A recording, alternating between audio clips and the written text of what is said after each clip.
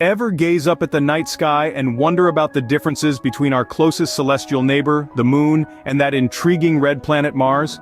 We often marvel at their beauty, but these celestial bodies are more than just pretty sights. They're worlds, each with their own unique characteristics and mysteries waiting to be unveiled.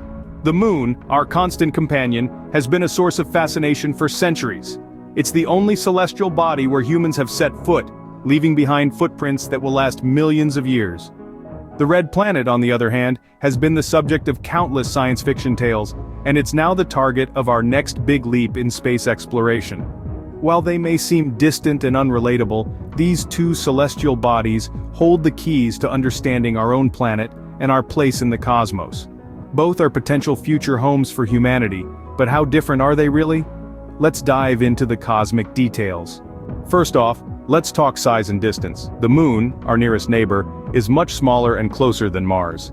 Our Moon, with a diameter of roughly 2,160 miles, is less than a third the size of Earth.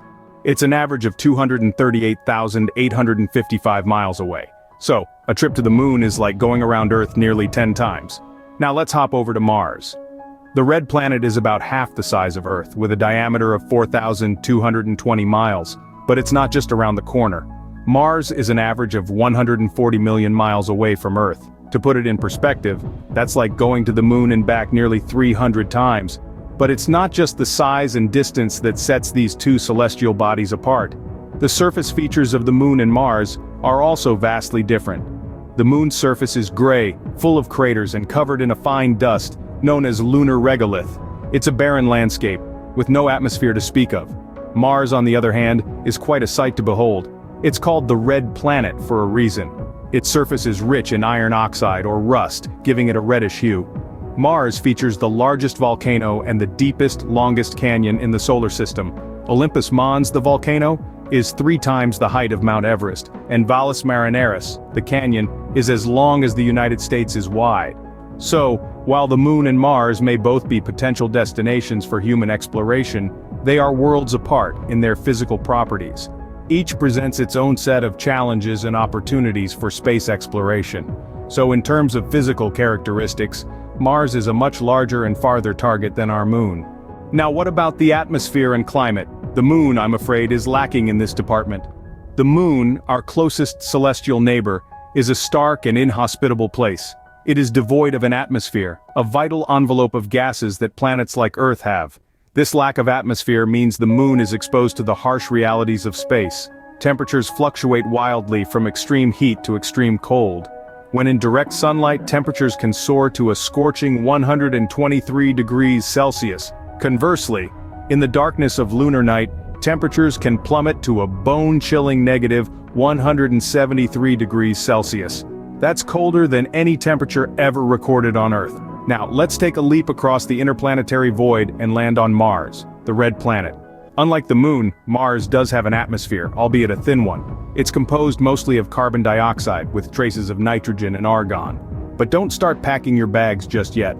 The Martian atmosphere is 100 times thinner than Earth's, making it incapable of supporting human life without assistance.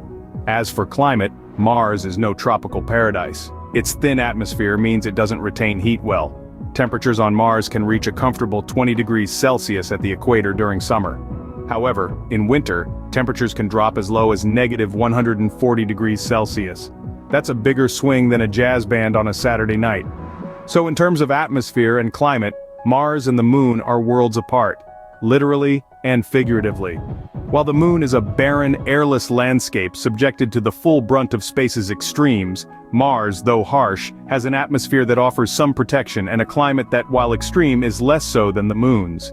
Mars, with its thin atmosphere and extreme temperatures, might not be a tropical paradise, but it's a step up from the Moon's total lack of atmosphere.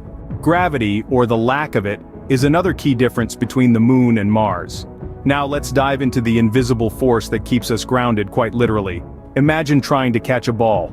On Earth, it's a simple task, but on the Moon or Mars, it's a different story. Gravity, the force that pulls objects towards each other, is not the same everywhere. The strength of gravity depends on the mass of the planet. And this is where the Moon and Mars show their unique characteristics. The Moon, being smaller and lighter than Earth, has a weaker gravitational pull.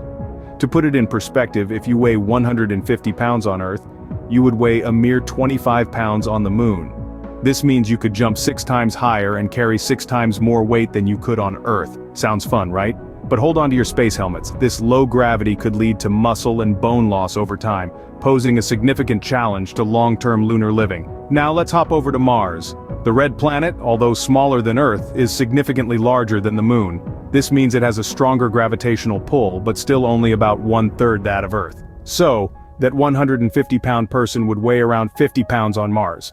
While this is more than on the moon, it's still considerably less than Earth.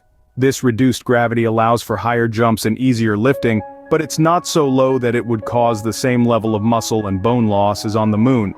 These differences in gravity between the moon and Mars have significant implications for potential human habitation. From how we move and interact with our environment, to the long-term health effects of living in reduced gravity, these are all factors that must be considered in our cosmic ambitions. With Mars having about 1/3 of Earth's gravity, it's a bit more hospitable than the moon's 1/6 gravity. So, what does all this mean for us humans? Could we survive on either the moon or Mars? Let's look at the impact these cosmic bodies could have on human life. The moon, our closest neighbor, is not exactly a hospitable place. Its lack of atmosphere means that it doesn't offer any protection against solar radiation. Moreover, the minimal gravity on the moon is a concern, as prolonged exposure could lead to significant health problems, like muscle wastage and bone density loss. Now what about Mars?